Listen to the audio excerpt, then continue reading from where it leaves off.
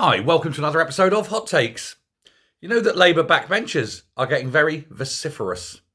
There's over 400 Labour MPs, and about half of them, 200 or so, have come in and sat on the government benches for the first time. Newbies, all these new MPs, never been in Parliament before, never been an MP before. They were councillors perhaps, or union people, but now they find themselves at the dizzy heights of absolute non-entity power, because they will have power as part of the group, but each and of themselves, they're all non-entities. And because they don't have a history, they need and are desperate for what you could call local influence, if you will, making a name for themselves in their constituencies, trying desperately to get themselves re-elected next time as the person they are, because they know they won't get elected because they're Labour. It might have been a Labour seat that got you in, but it will be the Labour seat that gets you out next time, as people see how damaging Labour have been, as they lose their jobs, as their bills increase, as they're having their cars taken from them, as they're herded into 15-minute cities, as they're herded into the gates of concentration camps. And so they're desperate, and they know what the cause of the problem is. And when you've got 400-odd MPs, the whips have a hell of a time of herding them. It's like herding cats, because they are a very disparate group. There's no single direction. Some think that's correct, some think that way. Very few are Starmerite of this new lot. In fact, a lot of them are outright hostile to Starmer. They want him gone. At the moment, the whips are, as I say, running around pillar to post, threatening, cajoling, begging for votes, begging to not let the party down, as they put it. And a lot of these backbenchers are saying, well, there may be a cost. We need him gone. We need to be less extreme. Now, when you see polling putting Reform neck and neck, as it were, with Labour at the moment, and indeed, there's a rise in support for Tory as well. They're looking at their majorities, their slender majorities. Over 50 MPs, Labour MPs, sitting in Parliament, have a majority of under 2,000. There's some big names on that list. They will go. Jess Phillips, for example, if there was an election tomorrow, she would not be Jess Phillips MP. She'd be who? Because she'd have gone. She would be an ex-MP. And she won't be coming back. And she's one. She's a big name. There are others. There are others with dodgy seats.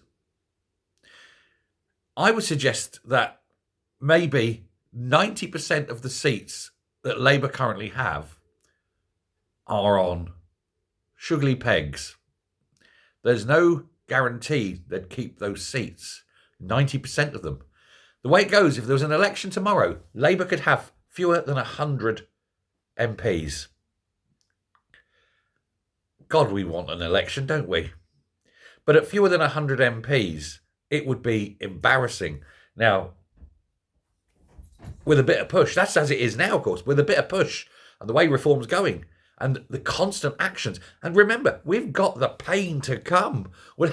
We've got more energy price rises. We've got fuel price rises. And then in April, we've got mass unemployment coming as all these companies let people go because they literally cannot afford to keep them.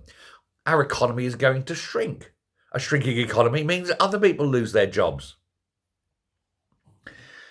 And if they're this bad now, these figures, how are these backbenchers going to feel in 3 months' time when they're watching factories close, shops close, people righteously angry, hungry, looking at their kids and thinking, I don't know why your life has to be like this. And then realising it's because they've put into power a man who has literally no humanity, a robot, the Starmer Droid 4000, backed up by a woman who lied on her CV and tried to tell people she was an economist when she knows, to put it bluntly, bugger all about economics or much else. You have a Home Secretary who refuses to clamp down on crime or immigration. You have a Foreign Secretary who alienates every other diplomat he ever meets. And you have an Energy Secretary in the form of Ed Miliband, who wants to put us all the way back to living in caves.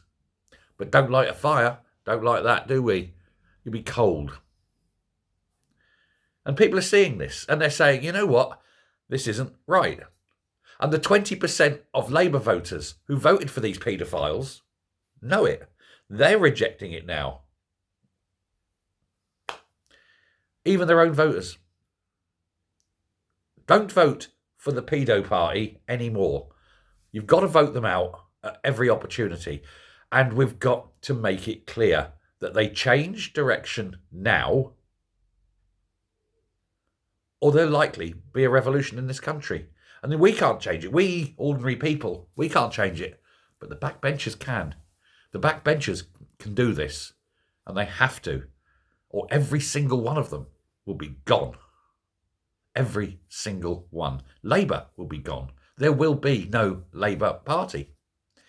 We, the people, can do that. And we, the people, have to. Look at the damage socialism is doing to this once great country. Thank you very much. Bye.